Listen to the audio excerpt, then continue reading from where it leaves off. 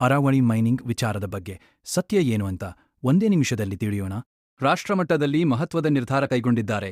ಅರವಳ್ಳಿ ಪರ್ವತ ಸರಣಿಯಲ್ಲಿ ಹೊಸ ಮೈನಿಂಗ್ ಲೀಸ್ಗಳಿಗೆ ಕೇಂದ್ರ ಸರ್ಕಾರ ಸಂಪೂರ್ಣ ನಿಷೇಧ ಜಾರಿಗೆ ತಂದಿದೆ.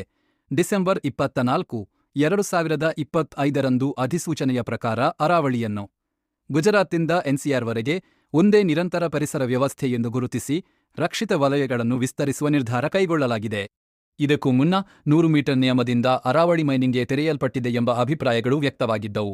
ಆದರೆ ಇಲ್ಲಿ ಒಟ್ಟು 1.44 ಲಕ್ಷ ಚದರ ಕಿಲೋಮೀಟರ್ ಪ್ರದೇಶದಲ್ಲಿ ಕೇವಲ 0.19% ಮಾತ್ರ ಮೈನಿಂಗ್ಗೆ ಯೋಗ್ಯವಾಗಿದ್ದು, ಉಳಿದ 99.81 ಪರಿಸರ ರಕ್ಷಣೆಯಡಿಯಲ್ಲಿ ಇದೆ.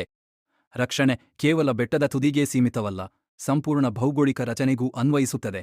ಅದೇ ರೀತಿ 500 ಮೀಟರ್ ಸಂಪರ್ಕ ವಲಯ ನಿಯಮದಿಂದ ವಿಭಜಿತವಾಗಿ ಶೋಷಣೆ ಮಾಡುವ ಸಾಧ್ಯತೆ ತಡೆಯಲಾಗಿದೆ. ಲಿಥಿಯಂ, ಗ್ರಾಫೈಟ್ ಮತ್ತು ರೇರ್ ಎರ್ತ್ ಸೇರಿದಂತೆ ಕ್ರಿಟಿಕಲ್ ಖನಿಜಗಳಿಗೂ ಬ್ಲಾಂಕೆಟ್ ಅನುಮತಿ ಇಲ್ಲ. ಪ್ರತಿ ಪ್ರಕರಣಕ್ಕೂ ವೈಜ್ಞಾನಿಕ ಸಂಸ್ಥೆಗಳ ಕಠಿಣ ಪರಿಶೀಲನೆ ಕಡ್ಡಾಯ ಮಾಡಲಾಗಿದೆ. ಈ ಹೊಸ ಆದೇಶದೊಂದಿಗೆ ಹೊಸ ಲೀಸ್ಗಳಿಗೆ ಸಂಪೂರ್ಣ ನಿಷೇಧ, ರಕ್ಷಿತ ವಲಯಗಳ ವಿಸ್ತರಣೆ ಮತ್ತು ವಿಜ್ಞಾನ ಆಧಾರಿತ ಪಾರದರ್ಶಕ ವ್ಯವಸ್ಥೆ ಜಾರಿಗೆ ಬಂದಿದೆ.